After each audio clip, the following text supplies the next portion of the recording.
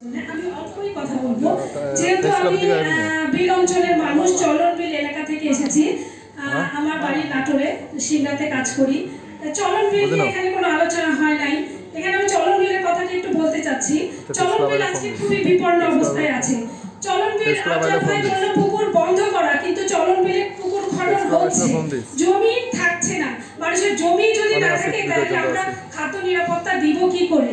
চলন বিলে কিন্তু 6 মাস থাকে ধানি জমি, আর 6 মাস কিন্তু পানিতে থাকে। তার মানে কিন্তু আমরা ভরপুর, আমরা হচ্ছে ধানও পাচ্ছি, মাছও পাচ্ছি, সব পাচ্ছি। আমাদের সেই দুইটা জায়গায় আমাদের কাজ করতে হবে। কৃষিতে কাজ করতে হলে অবশ্যই আমাদের ভূমি রক্ষা করতে হবে। আর একটা আমি কথা বলবো, নারী কৃষকের কথা। আমাদের এলাকায় বেশিরভাগ কৃষকই নারী কৃষক। নারী কৃষকদের আমি স্বীকৃতি চাচ্ছি। নারী কৃষকদের সহজ শর্তে সহজভাবে ঋণ দেওয়ার ব্যবস্থা করতে হবে। নারী কৃষকরা যেসব খাদ্য উৎপাদন করে সেগুলো বাজারজাতকরণের ব্যবস্থা করতে হবে। আর একটা কথা বলবো, খাস জমিতে নারীদের অধিকার আনতে হবে। ধন্যবাদ সবাইকে।